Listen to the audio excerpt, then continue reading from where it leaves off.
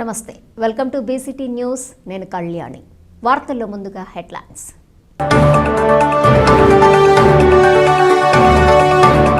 భూమి సమస్యలు ఉన్న రైతులు రెవెన్యూ సదస్సులను ఉపయోగించుకోవాలి మండల తహసీల్దార్ సుందరమ్మ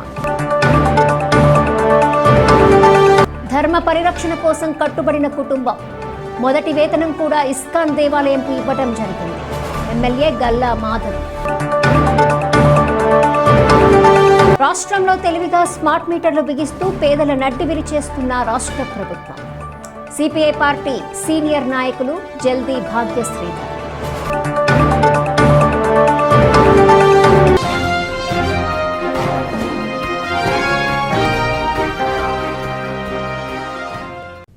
రాష్ట్ర ముఖ్యమంత్రి నారా చంద్రబాబు నాయుడు పోలవరం ప్రాజెక్టును పరిశీలించారు.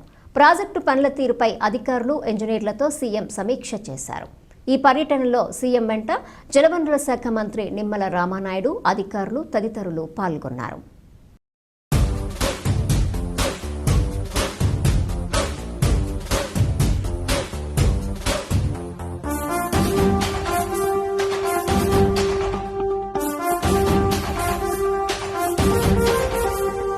గట్టెక్కించే నాయకుడిప్పుడు ఒకడే ఒకడే ఒకడే జాతికి ప్రగతిని తెచ్చే పాలకుడిప్పుడు అతడే అతడే అతడే గడ్డం గట్టెక్కించే నాయకుడిప్పుడు ఒకడే ఒకడే ఒకడే జాతికి ప్రగతిని తెచ్చే పాలకుడిప్పుడు అతడే అతడే అతడే సూర్యునిలాగా చీకటి చేర్చి చంద్రునిలాగా వెన్నెల నుంచి అందరికీ అభివృద్ధిని తెస్తాడే చంద్రబాబు నాయుడే ఒకే ఒక నాయకుడే గడ్డం గట్టెక్కించే నాయకుడిప్పుడు ఒకడే ఒకడే ఒకడే జాతికి ప్రగతిని తెచ్చే పాలకుడిప్పుడు అతడే అతడే అతడే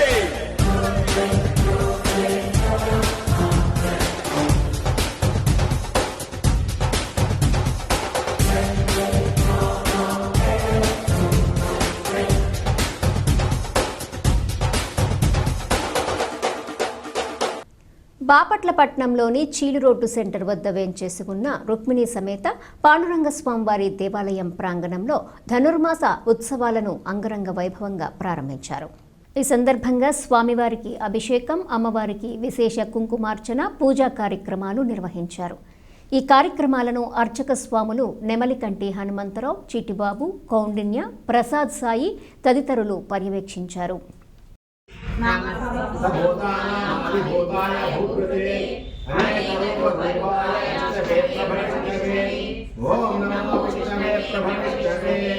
ప్రశ్నాపత్రాలను స్థానిక పోలీస్ స్టేషన్లలో భద్రపరిచామని మండల విద్యాశాఖ అధికారి విజయశ్రీ అన్నారు.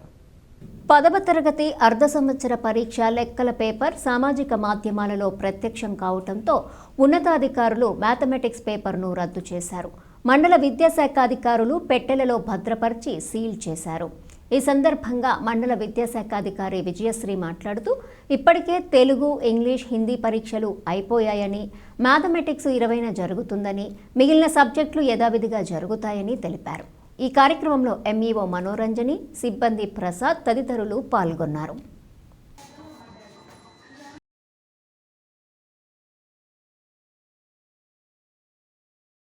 మ్యాథ్స్ పేపర్లు హై స్కూల్ యూట్యూబ్లో వచ్చినప్పుడు లీక్ అయిన సందర్భంగా దాన్ని పోస్ట్ పోన్ చేసి మిగిలిన పేపర్లని పోలీస్ స్టేషన్లో ఆ లోకల్ ఉన్న హెడ్ క్వార్టర్ పోలీస్ స్టేషన్స్లో డిపాజిట్ చేయడం సందర్భంగా సైన్స్, సోషల్ ఇవన్నీ కూడా 3 రోజుల పేపర్స్ డిపాజిట్ చేస్తున్నాం సార్. వాటిని ఏ రోజుకి ఆ రోజు, ఏ పూటకు ఆ పూట ఉదయం ఒక పేపరు, మధ్యాహ్నం ఒక పేపరు, 1 గంట ముందు దూరంగా ఉన్న స్కూళ్ళకి పంపిస్తాము, దగ్గరగా ఉన్న స్కూల్కి 1 అరగంట ముందు ఇస్తాము సార్. దాని సందర్భంగా మాకు కమిషనర్ గారు ఇచ్చినటువంటి ఇన్స్ట్రక్షన్ ప్రకారం వాటిని డిపాజిట్ జరిగింది సార్. వాహనదారులు తప్పనిసరిగా డ్రైవింగ్ లైసెన్సులు కలిగి ఉండాలని motor vehicle inspector N Prasanna Kumari అన్నారు. కర్లపాలెం, చెరుకుపల్లి గ్రామాలలో మోటారు వాహనాల ఇన్స్పెక్టర్ ప్రసన్న కుమారి తనిఖీలు నిర్వహించారు. ఈ సందర్భంగా ప్రసన్న కుమారి మాట్లాడుతూ ఫిట్నెస్ లేని, ఓవర్లోడ్ ఉన్న 9 వాహనాలపై కేసులు నమోదు చేసి 40,000 అపరాధ రుసుం విధించినట్లు చెప్పారు. ఈ కార్యక్రమంలో సిబ్బంది నరసింహ తదితరులు పాల్గొన్నారు. సాధారణ చెకింగ్లో భాగంగా ఎన్ఫోర్స్మెంట్ నిమిత్తం కర్లపాలెం, చెరుకుపల్లి ఏరియాల్లో చెకింగ్కు రావడం జరిగింది. ముఖ్యంగా 2 వీలర్స్ సెల్ ఫోన్ రైడింగు కేసులు మరియు ట్రాక్టర్కి రిఫ్లెక్టర్స్ లేకపోవడం, లైసెన్సులు లేకుండా వాహనాలను నడపడం ఇలాంటివి ఫైండ్ అవుట్ చేసి ఫిట్నెస్ లేని వాహనాలను మరియు ఓవర్లోడింగ్ ఆటోస్ కేసెస్ని ఒక 9 కేసుల వరకు బుక్ చేయడం జరిగింది. దీనివల్ల డిపార్ట్మెంట్కు ఒక 40,000 రూపాయల అపరాధ రుసుము విధించడం జరిగింది. దయచేసి ప్రజలందరూ రహదారి భద్రత రానున్న జనవరిలో రహదారి భద్రతా కార్యక్రమాలు జరగనున్నాయి. దీనిని దృష్టిలో పెట్టుకునైనా ప్రజలు లైసెన్సులు తీసుకొని వాహనాలను నడపాలని మరియు ట్రిపుల్ రైడింగ్లు దయచేసి చేయవద్దని, నైట్ టైము ట్రాక్టర్స్కి వెనక సిగ్నల్ లైట్స్ లాంటివి ఏమీ ఉండవు కాబట్టి రిఫ్లెక్టర్స్ని మీరు దయచేసి పేస్ట్ చేసుకొని వాహనాలను నడపవలసిందిగా ప్రజలకు సూచించడమైనది. అలాగే ప్రమాదరహిత ప్రయాణాన్ని కొనసాగించవలసిందిగా కోరుతున్నాను. ప్రభుత్వం మారిన ఉపాధ్యాయుల సమస్యలు అదేవిధంగా కొనసాగుతున్నాయని, వాటి పరిష్కారానికి చర్యలు తీసుకోవాలని ఏపీటీఎఫ్ రాష్ట్ర ప్రధాన కార్యదర్శి సయ్యద్ చాన్ భాషా అన్నారు. బాపట్ల జిల్లా కేంద్రంలోని ఏపీటీఎఫ్ కార్యాలయంలో నిర్వహించిన ఏపీటీఎఫ్ బాపట్ల జిల్లా సబ్ కమిటీ సమావేశంలో ఆయన పలు అంశాలపై ప్రసంగించారు. ఉపాధ్యాయుల పట్ల గత ప్రభుత్వం అనుసరించిన నిరంకుశ వైఖరికి వ్యతిరేకంగా ఒక కొత్త ప్రభుత్వం వచ్చింది. ఉపాధ్యాయుల ఉద్యోగుల పట్ల ఎంతో ఒక నిరంకుశ వైఖరికి వ్యతిరేకంగా పనిచేసిద్దని ఆశించి ఒక కొత్త ప్రభుత్వాన్ని ఆహ్వానించడం జరిగింది. అయితే ప్రభుత్వం మారినా కూడా ఉపాధ్యాయుల ఉద్యోగుల వెతలు మాత్రం అదే విధంగా ఉన్నాయి. దీన్ని మేము ఆంధ్రప్రదేశ్ టీచర్స్ ఫెడరేషన్ కూడా తీవ్రంగా వ్యతిరేకిస్తున్నాం. యాప్లు గత ప్రభుత్వంలో ఉన్న యాప్ల కంటే ఈ ప్రభుత్వంలో యాప్లు ఇంకా పెరిగినాయి. దానివల్ల టీచింగ్కి, విద్యార్థికి టీచింగ్కి ఉన్న రిలేషన్ దెబ్బతింటుంది. అయితే ప్రభుత్వాలు ఏంటంటే యాప్లతో విద్యా అభివృద్ధి జరుగుతుందన్నారు. అది తప్పు. ఎప్పుడైతే యాప్లు పెరుగుతున్నాయో టీచింగ్కి మాత్రం ఉపాధ్యాయుడు దూరం అవుతున్నాడు. గత ప్రభుత్వం చెప్పిన అంచనాల ప్రకారమే చూద్దాము. దాదాపు 10 లక్షల మంది ప్రభుత్వ పాఠశాలకి ప్రైవేట్ పాఠశాల నుంచి ప్రభుత్వ పాఠశాలకు వచ్చామని చెబుతున్నారు.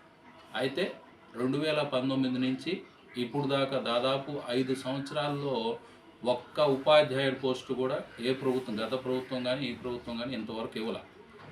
మరి 10 లక్షల మంది విద్యార్థులు పెరిగినప్పుడు మరి 10 లక్షలకి విద్యార్థులకి సరిపడా ఉపాధ్యాయులు రిక్రూట్మెంట్ చేయాల. కానీ చెప్పటం మాత్రం గత ప్రభుత్వం కానీ ఈ ప్రభుత్వం కానీ చెప్పటం మాత్రం ప్రతిసారి మేము విద్యాభివృద్ధిని, విద్యార్థుల్ని ఆంధ్రప్రదేశ్లో ప్రపంచంలో అగ్రశ్రేణిగా ఒక విద్యను అందిస్తున్నాం అంటున్నారు. ప్రపంచ స్థాయిలో ఒక విద్యను అందించడం అంటే ఏంటి? ఏ విధంగా అందిస్తారు?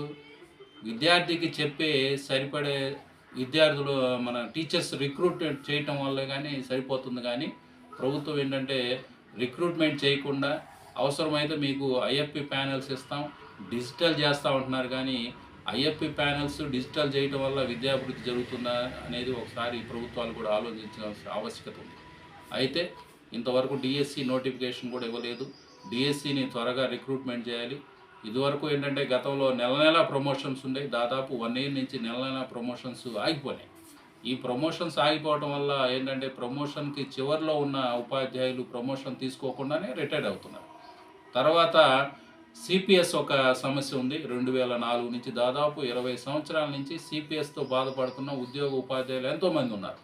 దానికి ఒక పరిష్కారం చూపకుండా గతంలో సిపిఎస్, దానికి గత ప్రభుత్వం ఏంటంటే జీపీఎస్ అనే గ్యారంటీ పెన్షన్ స్కీమ్ అని ఒకటి తీసుకొచ్చింది. అయితే ఇప్పుడు కేంద్ర ప్రభుత్వం కూడా ఏంటంటే యూపీఎస్ అనే ఒక కొత్త భాష్యంతో తెర మీదకి తీసుకొచ్చింది. అయితే మన ప్రభుత్వం కూడా దాన్ని అమలు చేసిద్దా లేదా అనేది మన ప్రభుత్వం నుంచి ఎటువంటి సంకేతం రావటం లేదు.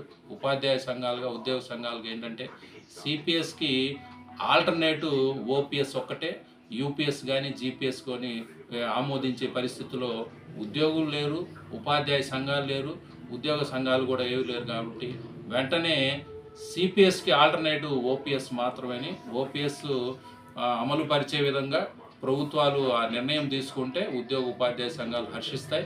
దానికి వ్యతిరేకంగా నిర్ణయం తీసుకుంటే మాత్రం ఉద్యోగ ఉపాధ్యాయ సంఘాలు వెంటనే ఒక ఉద్యమ కార్యాచరణను తీసుకొని వెలుగుస్తాయని ఈ సభావేదిక నేను ప్రభుత్వాన్ని డిమాండ్. రాష్ట్రంలో తెలివిగా స్మార్ట్ మీటర్లు బిగిస్తూ పేదల నడ్డి విరిచే స్మార్ట్ మీటర్ల విధానం అమలు చేయమంటూ ప్రకటనలు చేస్తున్న కూటమి నాయకుల తీరును సిపిఐ పార్టీ సీనియర్ నాయకులు జల్దీ భాగ్యశ్రీధర్ ఖండించారు. బాపట్లపట్నం సిపిఐ పార్టీ జిల్లా కార్యాలయంలో నిర్వహించిన సిపిఐ పార్టీ ఏఐఎస్ఎఫ్ సంయుక్త సమావేశం నిర్వహించారు. గత వైసీపీ ప్రభుత్వంలో అక్రమ లావాదేవీలతో స్మార్ట్ మీటర్లను గృహాలకు బిగించాలనే ఆలోచనపై వామపక్షాలు వ్యతిరేకించినప్పుడు తెలుగుదేశం పార్టీ కూడా స్మార్ట్ మీటర్ల ఒప్పందాలను వ్యతిరేకించిందని ఈ సందర్భంగా ఆయన గుర్తు చేశారు. అదే టీడీపీ ప్రభుత్వం ఆ మీటర్ల బిగింపును కొనసాగిస్తుందని, గత ప్రభుత్వం విధానాలను కొనసాగిస్తున్న టీడీపీకి వైసీపీకి తేడా ఏంటి అని ప్రశ్నించారు.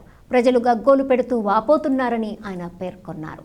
ఆదానితో సోలార్ ఎనర్జీ ఒప్పందాలను ఒక వైసీపీ ప్రభుత్వం యూనిట్ ₹2.49 కొనుగోలు ఒప్పందం చేస్తుందని, ఆనాడు గుజరాత్ రాష్ట్రం సోలార్ ఎనర్జీ ఒక యూనిట్కు ₹1.99 మాత్రమే కొనుగోలు చేస్తే 50 పైసలు అదనంగా జగన్మోహన్ రెడ్డి ప్రభుత్వం ₹1750 కోట్ల రాష్ట్ర ప్రభుత్వం పెద్దల చేతుల్లోకి వెళ్లాయని, అమెరికా దేశం కోర్టులో 2 కేసులు నమోదైనట్లు, కేసులలో జగన్మోహన్ రెడ్డి పేరును ప్రస్తావించి ఆదానితో మాజీ ముఖ్యమంత్రి కలిసిన తర్వాతనే సోలార్ ఎనర్జీ ఒప్పందాలు కుదిరాయని, ఆనాటి రాష్ట్ర ప్రభుత్వ కేబినెట్ అనుమతి ఇచ్చిందని ఆయన విమర్శించారు. ఈ ఒప్పందంలో ఇంకా రాష్ట్ర ప్రజలపై ₹1,20,000 కోట్ల అవినీతి భారం పడుతుందని ఆయన వివరించారు.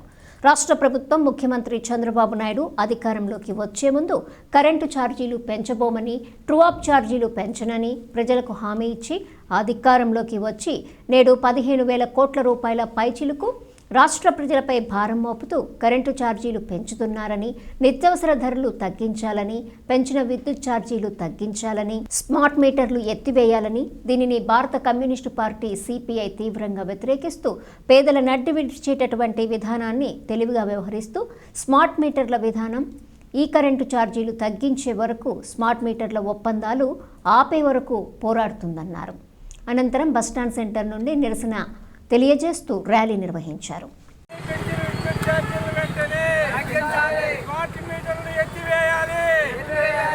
అధికారంలోకి రావటం కోసం చంద్రబాబు నాయుడు గారు అనేక రకాలైనటువంటి వాగ్దానాలు చేశారు. ఈ వాగ్దానాలలో భాగంగా విద్యుత్ ఛార్జీలు విపరీతంగా పెంచారని, గత ప్రభుత్వం పెంచినటువంటి విద్యుత్ ఛార్జీలని మేము అధికారంలోకి వస్తే ఖచ్చితంగా తగ్గిస్తామని, తగ్గించడమే కాకుండా పూర్తిగా ఎత్తివేసేటువంటి పరిస్థితి కూడా చేస్తామని అన్నారు. అధికారంలోకి వచ్చారు. అధికారంలోకి వచ్చిన తర్వాత ఇచ్చిన మాటని, ఇచ్చిన వాగ్దానాలని మర్చిపోయి విద్యుత్ ఛార్జీలని విపరీతంగా పెంచారు. ఒక్కొక్క దీనికి దాదాపు ₹2.91 యూనిట్కి పెంచడం జరిగింది. ఈ యూనిట్కి పెంచడం వల్ల పేదలను నడ్డి విరిచేటువంటి పరిస్థితి ఏర్పడింది. ఆ ధరలు చూస్తే అధికారులు అదే విపరీతంగా పెంచారు. కూరగాయలు, అదేవిధంగా నిత్యావసర వస్తువుల ధరలు కూడా విపరీతంగా పెరిగినాయి. ఈ అన్నిటినీ చూస్తే ఈ చంద్రబాబు నాయుడు గారు గత ప్రభుత్వాన్ని అనుసరిస్తున్నారని అర్థమైపోతూ ఉంది. రైతు పండించినటువంటి పంటకు గిట్టుబాటు ధర లేదు. అదే విధంగా అనేక రకాలైన వాగ్దానాలు, సూపర్ 6 అన్నారు. సూపర్ 6 ఎట్టిపోయిందో తెలియదు. ఇటువంటి విధానాన్ని ఈ చంద్రబాబు నాయుడు గారు గత ప్రభుత్వానికి గతే పట్టుతుందని ఆలోచించాలని సిపిఐగా మేము హెచ్చరిస్తూ, అదేవిధంగా పెంచినటువంటి విద్యుత్ ఛార్జీల్ని వెంటనే తగ్గించాలని సిపిఐ మాత్రం పెంచిన ధరలను తగ్గించే వరకు సిపిఐ పోరాటం సాగిస్తుందని సిపిఐగా బాపట్ల జిల్లా సమితి తరఫున హెచ్చరిస్తున్నారు. అవకాశాలు, అవగాహన కల్పిస్తే మహిళలు అన్ని రంగాలలో ప్రగతి సాధిస్తారని ఎస్ఐ రవీంద్ర అన్నారు. కర్లపాలెం మండల పరిషత్ కార్యాలయంలో ఐసిపిఎస్, ఐసిడిఎస్ ప్రాజెక్ట్ ఆధ్వర్యంలో ఎంపీడీఓ అద్దూరి శ్రీనివాసరావు అధ్యక్షతన కిషోరీ వికాసం కార్యక్రమం నిర్వహించారు. జ్యోతి ప్రజ్వలన చేశారు. మహాత్మా గాంధీ, బిఆర్ అంబేద్కర్ చిత్రపటానికి పూలమాలలు వేసి నివాళులర్పించారు. ఈ సందర్భంగా SA Ravindra, MPDO Srinivasarao, MPP Yaram Vanaja, ZPTC Pitla Venugopal Reddy మాట్లాడారు. ఈ కార్యక్రమంలో CDPO N Lakshmiparvathi, DT Sridevi, PHC doctor Gopinath, APM Srinivasulu Reddy, ప్రధానోపాధ్యాయులు పిట్టు విజయభాస్కర్ రెడ్డి తదితరులు పాల్గొన్నారు. అదేవిధంగా సంతానోత్పత్తి, అదేవిధంగా శారీరక మార్పుల గురించి వాళ్ళల్లో మనం అవగాహన కల్పించాలి. అదేవిధంగా వాళ్ళకి పోషకాహారం అంటే వాళ్ళు ఏ విధంగా తింటే, ఎందుకంటే ఆడవాళ్ళ యొక్క రోజు వాళ్ళ వయసు పెరిగే కొద్దీ వారి యొక్క శరీరంలో చాలా మార్పులు సంభవిస్తుంటాయి. కాబట్టి వాళ్ళ న్యూట్రిషన్ ఏ విధంగా ఫాలో అవ్వాలి అనేది కూడా వాళ్ళకి మనం ఎడ్యుకేట్ చేయాలి. అదేవిధంగా వాళ్ళకి విద్యని అందించడంలో మన యొక్క పాత్ర ఏ విధంగా ఉండాలి, విద్య వాళ్ళు ఏ అవకాశాలు వాళ్ళకు ఉన్నాయనేది వాళ్ళకి మనం తెలియజేయాలి. అదేవిధంగా విద్య తర్వాత వాళ్ళకి నైపుణ్యం అంటే ఏదైనా సరే వాళ్ళ జీవితంలో ముందడుగు వేయడానికి వాళ్ళకి మనం నైపుణ్యం కలిగించడం, అదేవిధంగా వాళ్ళల్లో ఆత్మవిశ్వాసం కలిగించడం, ఇవన్నీ కూడా మనం ఎప్పుడైతే ఎడ్యుకేట్ చేస్తామో అప్పుడే ఈ కిషోరి వికాసం యొక్క పథకం మనం ఆచరణ సాధ్యంగా ముందుకెళ్తుంది. అవేమీ చేయకుండా మనం ఎప్పుడైతే అంటే ఆ అమ్మాయి బాలిక దశలో 14 ఏళ్ళు, 15 ఏళ్ళు, 16 ఏళ్ళు ఉన్నప్పుడే ఆ అమ్మాయికి మొట్టమొదట ఎదురయ్యేటువంటి మొట్టమొదట హర్డిల్ అంటే అవరోధం ఏంటంటే చైల్డ్ మ్యారేజ్ చేయటం. తర్వాత వీటికి కూడా వెనకపోతే బాల్య వివాహాలు చేసుకుంటే చట్ట ప్రకారంగా ఏ విధమైనటువంటి యాక్షన్ మనం తీసుకోవచ్చు అనే దాని గురించి మనం తర్వాత తెలియజేయాలి.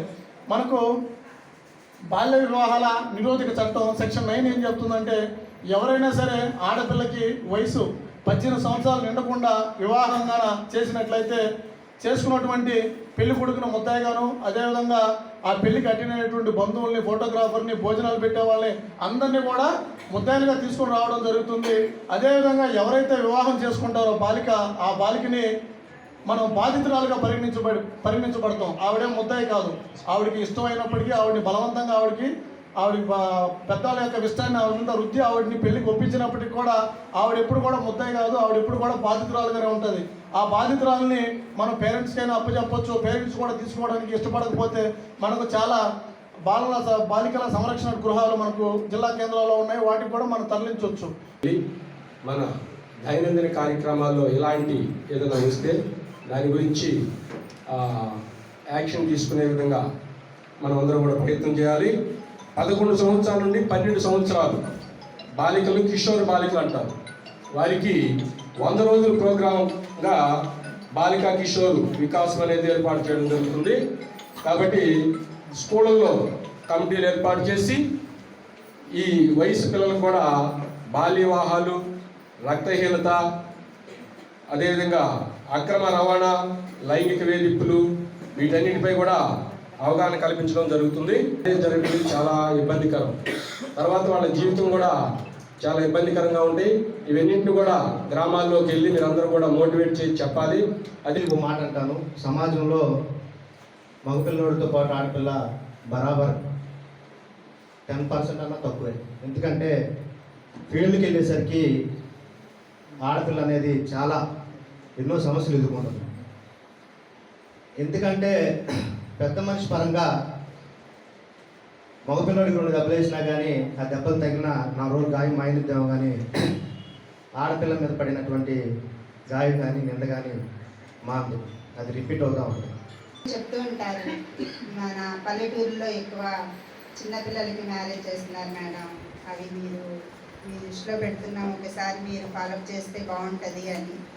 నేను చెప్పేది ఏంటంటే మండల్ లెవెల్లో ఈ కార్యక్రమం మనకు అంటే ఉద్యోగస్తులకి, మా ప్రజాప్రతినిధులకి పెట్టినట్టు ప్రతి గ్రామంలో మంత్లీ వన్స్ ఒక ర్యాలీ కానీ, లేకుంటే పంచాయతీల్లో ఉన్న ఇప్పుడు గ్రామాల్లో మ్యారేజ్ చేయాలంటే ఈ గ్రామ లెవెల్లో కూడా మీరు మీటింగ్ పెట్టి, ర్యాలీ పెట్టి, వాళ్ళతో కూడా పెద్దలతో కూడా ఒక మీటింగ్ అనేది చేస్తే బాగుంటుందని, అప్పుడు గ్రౌండ్ లెవెల్ నుంచే మనం దాన్ని అరికట్టొచ్చనే ఉద్దేశం. టీడీపీ, జనసేన, బీజేపీ పార్టీల కార్యకర్తలు 40,000 మెజార్టీ ఇచ్చారని, టీడీపీ పార్టీ పట్ల ఒక కమిట్మెంట్ ఉందని పలాస ఎమ్మెల్యే గౌతు శిరీష అన్నారు. ఆమె కార్యాలయంలో ఏర్పాటు చేసిన సమావేశంలో పాల్గొని ప్రసంగించారు. తన తండ్రి టీడీపీలోనే ఎమ్మెల్యేగా గెలుపొందారని, తనను కూడా టీడీపీలో చేర్పించారని, అది తమ తండ్రికి, తనకు, పార్టీ మీద, చంద్రబాబు నాయుడు మీద నమ్మకమన్నారు. తెలియక జరిగిన దానికి తెలుగుదేశం పార్టీ సోషల్ మీడియా వారే కామెంట్స్ పోస్ట్ చేస్తుంటే కొంచెం బాధ అనిపించిందన్నారు. గౌతు లచ్చన్న కుటుంబ వారసురాలిగా మాత్రమే పాల్గొన్నానని పేర్కొన్నారు. నిన్న సాయంత్రం నూజివీడులో జరిగిన తాతయ్య గారి విగ్రహ ఆవిష్కరణ కార్యక్రమంగా జరిగిన కొన్ని సంఘటనల మీద ఈరోజు ఉదయం నుంచి సోషల్ మీడియా తాలూకా పోస్టులు చూస్తూనే ఉన్నాను. అక్కడ ఏం జరిగిందో తెలియకుండా మాట్లాడుతున్న వాళ్ళ గురించి కాకుండా శిరీషమ్మ పొరపాటు చేసిందా అని, ఏమ్మా ఇలా జరిగింది అని నా గురించి అభిమానంతో ఆప్యాయంగా జరిగింది తెలుసుకోవడానికి ఫోన్లు చేస్తున్న సోదరుల గురించి, సోదరీమణుల గురించి వివరణ ఇవ్వాలని మీ ముందుకొచ్చారు. నెల రోజుల క్రితమే డిసెంబర్ 15న నూజివీడులో ఆ కార్యక్రమం ఉంది అని కృష్ణా జిల్లా గౌడ సంఘం నాయకులందరూ నన్ను కాంటాక్ట్ చేసిన పిదప మనవరాలిగా ఆయన విగ్రహాన్ని మీరే ఆవిష్కరించాలి అని చెప్తే ఖచ్చితంగా వస్తారని అన్నాను. ఇంతకు ముందు కూడా లచ్చన్న గారి విగ్రహాలకి ఆయన కుటుంబ సభ్యురాలిగా ఆవిష్కరణకు వెళ్లాను, ఇప్పుడు వెళ్తున్నాను కూడా. ఇది తెలిసి జరిగిన పొరపాటు కాదు, తెలియక జరిగిన పొరపాటు. అయినప్పటికీ కూడా ఈరోజు ఉదయం నుంచి సోషల్ మీడియాలో దీని మీద విపరీతంగా స్పందిస్తున్న వాళ్ళకి మీ సోషల్ మీడియా, మీ సోదరి గౌతు శిరీషగా విన్నపం. తెలుగుదేశం సోషల్ మీడియా అంటే చాలా అభిమానం ఉన్న అమ్మాయిని. సోషల్ మీడియాలో మీ అందరూ నాతో పంచుకుంటున్న ప్రతి అభిప్రాయాన్ని అధిష్టానం దృష్టికి తీసుకెళ్లే మీ గౌతు శిరీషని. అలాంటిది తెలిసి తప్పు చేస్తానని ఎలా అనుకుంటారండి? 6 నెలలుగా పలాస నియోజకవర్గంలో గతంలో చంద్రబాబు నాయుడు గారిని, పార్టీని దూషించిన వాళ్ళు ఈరోజు మనం అధికారంలో ఉన్నామని, ఎన్నికల్లో గెలిచిన మరుసటి రోజు నుంచి పార్టీలోకి వస్తామని క్యూలు కట్టినా కనీసం పార్టీ ఆఫీస్ లోపలికి కూడా నేను తీసుకురావట్లా. శిరీషమ్మ మీద నమ్మకంతో, గౌరవంతో 41,000 మెజారిటీ ఇచ్చిన తెలుగుదేశం, జనసేన, బీజేపీ కార్యకర్తలతోనే నా ప్రయాణం. అంతేగాని ఈరోజు గెలిచామని మన పార్టీలోకి వస్తున్న ఏ ఒక్కరిని తీసుకోనని తెగేసి చెప్పాను. ఆ మాట మీదే నిల్చున్నాను. అది నా కమిట్మెంట్ పార్టీ పట్ల. ఇక పోతుల సునీత గారు రాజీనామా చేస్తున్నారు వైసీపీకి అన్నప్పుడు మొట్టమొదటిగా వాయిస్ రేస్ చేసిన ఏకైక ఎమ్మెల్యేని నేనే. పోతుల సునీత గారు నన్ను తిట్టలేదు, కానీ నేను అభిమానించే చంద్రబాబు నాయుడు గారిని, ఆయన కుటుంబాన్ని తిట్టారని, ఆమె పార్టీలో రావడానికి వీల్లేదు అని పెద్దలకి సూచించింది నేనే. రిక్వెస్ట్ చేశాను. అది పార్టీ పట్ల నాకు గాని, నా కుటుంబానికి గాని ఉన్న కమిట్మెంట్. నా తండ్రి ఏ పార్టీతో, జెండాతో తెలుగుదేశం పార్టీలోనే ఆయన రాజకీయ జీవితం మొదలు పెట్టారో 35 సంవత్సరాలు 6 సార్లు ఎమ్మెల్యేగా అదే తెలుగుదేశం జెండాతోనే ఈరోజు ఆయన ప్రత్యక్ష రాజకీయాల నుంచి రిటైర్ అయ్యారు. నన్ను ఆ పార్టీలోనే పెట్టారు. ఇది గౌతు కుటుంబానికి తెలుగుదేశం పట్ల గాని, చంద్రబాబు నాయుడు గారి పట్ల గాని, లోకేష్ గారి పట్ల గాని ఉన్న కమిట్మెంట్. తెలియక జరిగిన ఈ పొరపాటుని చాలా రకాలుగా తెలుగుదేశం సోషల్ మీడియా సోదరులే కామెంట్లు పెడుతుంటే కాస్త బాధ అనిపించింది. పక్కన వాళ్ళు ఏమన్నా అనొచ్చు, సొంత వాళ్ళంటే బాధ ఎక్కువగా ఉంటుంది కదా, అదే నేను తెలిసి చేస్తే అనొచ్చు. గౌతు శిరీష ఏ రోజు పార్టీ పట్ల తప్పు చెయ్యనివ్వదు. గత 5 సంవత్సరాలు వైసీపీ తాలూకా సోషల్ మీడియా హెరాస్మెంట్ ఫేస్ చేశాను. నాకు సోషల్ మీడియా హెరాస్మెంట్ కొత్త కాదు. అయితే మొదటిసారి సొంత పార్టీలో అక్కడ ఏం జరిగిందో తెలుసుకోకుండా ఆ పార్టీ కార్యక్రమం పెట్టింది నేను కాదు, అది నా నియోజకవర్గం కాదు, నడిపింది నేను కాదు. గౌతు లచ్చన్న గారి మనవరాలిగా, కుటుంబ వారసురాలిగా విగ్రహ ఆవిష్కరణకి మాత్రమే వెళ్లాను. అక్కడ ఎవరెవరిని ఆహ్వాన సంఘం పిలిచారో నాకు ఎలా తెలుస్తుందండి? అయినా కూడా నాకు తెలియక జరిగిన పొరపాటు కాబట్టి భవిష్యత్తులో ఇలాంటివి జరగకుండా చూసుకుంటానని ముఖ్యంగా తాతగారి విగ్రహ ఆవిష్కరణకి వెళ్ళినప్పుడు అక్కడికి ఎవరెవరు వస్తున్నారో ముందే కనుక్కొని వెళ్తానని పార్టీకి, పార్టీ పెద్దలకి, సోషల్ మీడియాలో విపరీతంగా రియాక్ట్ అవుతున్న సోషల్ మీడియా సోదరులకు, నన్ను అభిమానించి మా శిరీషమ్మ తప్పు చేయదు అని నమ్ముతున్న సోదరులకు కూడా మాట ఇస్తున్నాను. మీ సోదరి గౌతు. ధర్మ పరిరక్షణ కోసం కట్టుబడిన కుటుంబం తమదని, మొదటి వేతనం కూడా ఇస్కాన్ దేవాలయంకు ఇవ్వటం జరిగిందని ఎమ్మెల్యే గల్లా మాధవి అన్నారు. ఆమె పార్టీ కార్యాలయంలో మాట్లాడారు. గుంటూరు నగరంలో జరిగిన ఘటనను ఓ న్యూస్ ఛానల్లో తన పేరు మీద ఒక అసత్య వార్తను ప్రసారం చేయటం చూసి చాలా బాధపడుతున్నానని ఆమె పేర్కొన్నారు. జరిగిన ఘటనను వక్రీకరించడంపై ఆవేదన వ్యక్తం చేశారు. హిందూ మతానికి తాను వ్యతిరేకంగా ప్రవర్తించినట్లు ప్రసారం చేశారన్నారు. తాను కూడా హిందూ ధర్మాన్ని ఆచరించే ఒక ఆధ్యాత్మిక చింతన కలిగిన కుటుంబంలో పుట్టిన దానిని. అటువంటి తన మీద ఈ రకంగా వార్త రావటం అత్యంత బాధాకరమన్నారు. ఒక ప్రజాప్రతినిధిగా అందరికీ సౌకర్యాల కోసం కృషి చేయటం నా బాధ్యత అన్నారు. అందులో భాగంగా ట్రాఫిక్ సమస్యలను క్షేత్రస్థాయిలో వెళ్లి పరిశీలిస్తున్నటువంటి క్రమంలో రద్దీగా ఉండే కూడళ్లలోని స్పీడ్ బ్రేకర్ల వద్ద కొంతమంది నిలబడి వాహనాలను ఆపించటం వలన అంబులెన్సు, స్కూల్ బస్సులకు ట్రాఫిక్ సమస్య ఏర్పడుతున్నదని, పవిత్ర భగవద్గీతను ఇలా రోడ్డు మీద విక్రయించడం చూసి ఆవేదనకు లోనై మీరెందుకు ఇలా రోడ్డు మీద భగవద్గీతను తీసుకొచ్చి విక్రయిస్తున్నారని, మీకు ఒక స్టాల్ను నేను ఏర్పాటు చేస్తానని చెప్పి ట్రాఫిక్కు అంతరాయం కలిగించకుండా పవిత్రమైన భగవద్గీతను విక్రయించాలని చెప్పటం మాత్రమే జరిగిందన్నారు. గతంలో తన మొదటి నెల జీతంలో కొంత భాగాన్ని ఇస్కాన్ ప్రతినిధులకు, అక్షయ పాత్రకు అందించిన విషయం కూడా ఈ సందర్భంగా గుర్తు చేశారు. తమది ధార్మిక కుటుంబం కాబట్టే మేము కొన్ని గుళ్ళు కట్టించామని, కార్తీక దీపోత్సవాలు, సంక్రాంతి సంబరాలు, అయ్యప్ప పడిపూజ కార్యక్రమాలు నిర్వహించామని, ధర్మ పరిరక్షణ కోసం కట్టుబడి ఉన్నానని, ప్రజలెవరూ కూడా ఇటువంటి ప్రచారాలు నమ్మవద్దని విజ్ఞప్తి చేశారు. గుంటూరు పశ్చిమ నియోజకవర్గం కూడా ట్రాఫిక్ సమస్యలు లేకుండా చేసే ప్రయత్నంలో ఎక్కడ ప్రధానంగా ట్రాఫిక్తో మనకి ఇబ్బంది కలుగుతుందో అనే ఒక పర్యవేక్షణలో భాగంగా పూర్తి స్థాయిలో, క్షేత్రస్థాయిలో విస్తృతంగా పర్యటించడం జరిగింది.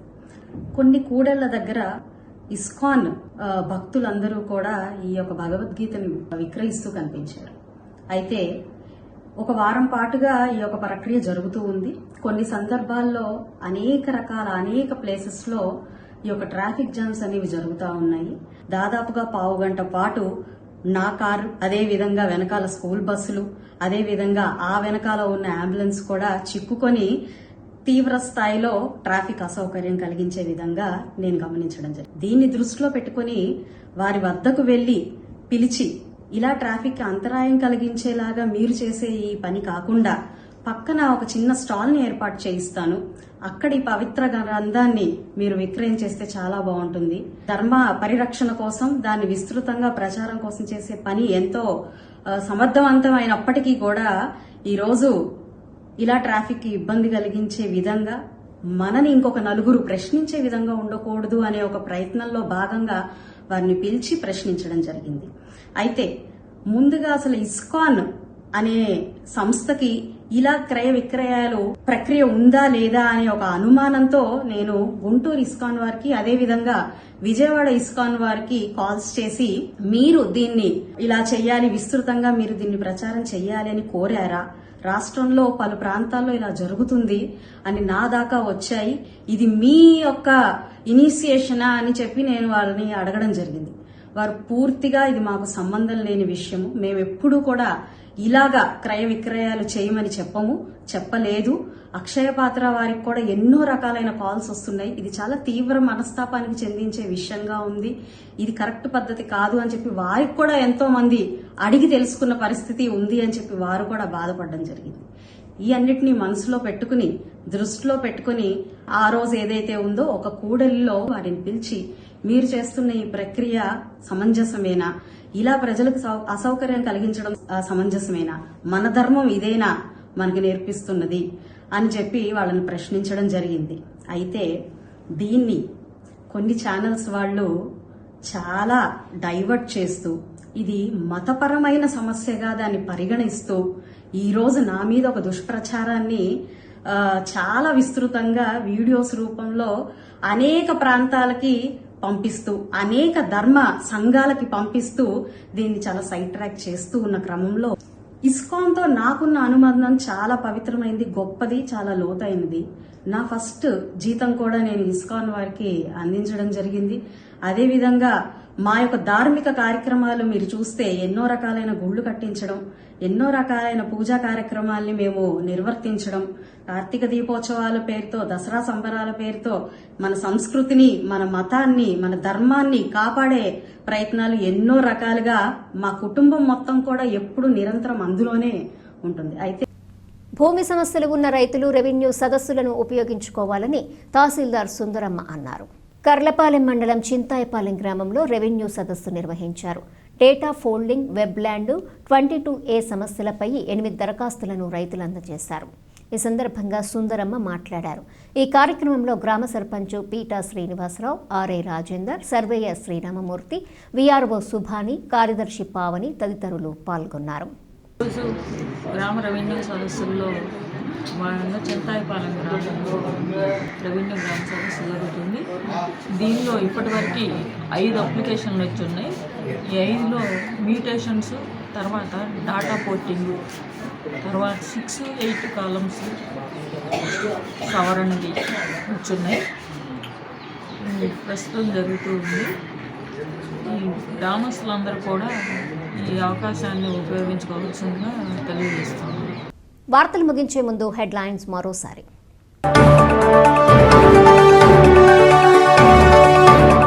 భూమి సమస్యలు ఉన్న రైతులు రెవెన్యూ సదస్సులను ఉపయోగించుకోవాలి.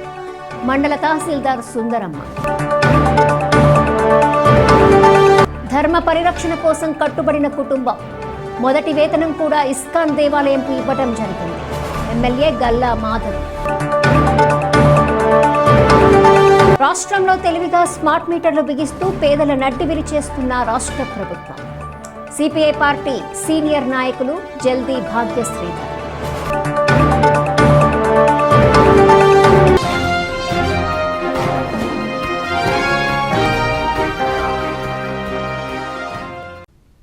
ఈ వార్తలు ఇంతటితో సమాప్తం. తిరిగి ప్రసారమయ్యే బీసీటీ న్యూస్లో మళ్ళీ కలుసుకుందాం. అంతవరకు సెలవు. నమస్కారం.